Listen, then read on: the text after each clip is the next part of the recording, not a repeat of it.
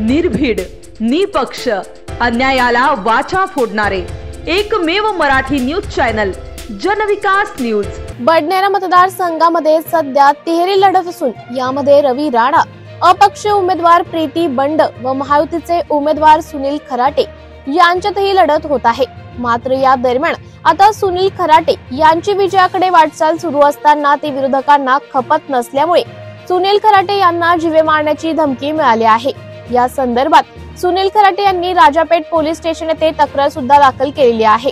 विरोधकांना माझा विजय हा दिसत असल्यामुळे अशा समस्या आता जीवे मारण्याच्या धमक्या दिले जात असल्याचा आरोप सुनील खराटे यांनी केलेला आहे। मी रात्री 12:30 ते 1:30च्या दरम्यानचा विषय आहे, एक्झॅक्ट मला लक्षात नाही, परंतु तो फोन नंबर आहे त्याचं ते हे आहे, बहुतेक 1 वाजता वगैरे काहीतरी आहे। आणि त्यांनी मला समोरच्या व्यक्तीनं डायरेक्ट अरे तो निवडणूक उभा आहे आणि तू कसा निवडून येतो मी बघतो,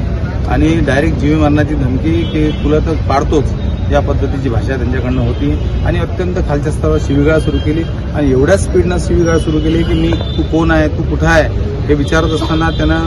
त्या उत्तर न द्यायचं टाळत शिवीगाळ कंटिन्यू ठेवली आणि मारण्याची धमकी तर फारच मोठ्या प्रमाणात की तुला तर जीवानच मारतो, तू कसा निवडणुकीत जिंकतो हेच मला पाहायचं आहे आणि तू कसा निवडतो। आता मला याच्यावरून असं वाटते की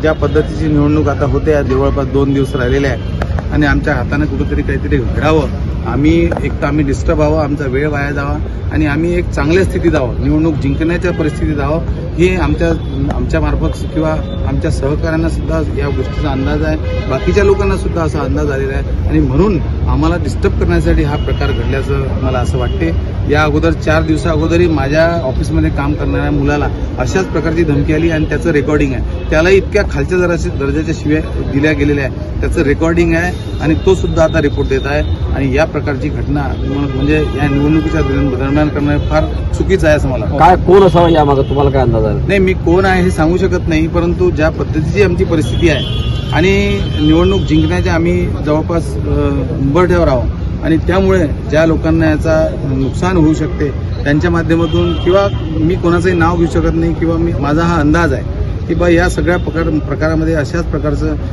आमच्याकडनं काहीतरी चुकीचं कृत्य घडावं, आमच्या कार्यकर्त्याच्या माध्यमातून असं कृत्य घडून आम्ही बदनाम करावं आम्हाला, आणि सोबतच मला सुद्धा निवडणुकीत जी माझी स्पीड आहे ती कमी करून याला कुठेतरी स्टॉप केलं पाहिजे, असंही या मागचा उद्देश असू शकतो।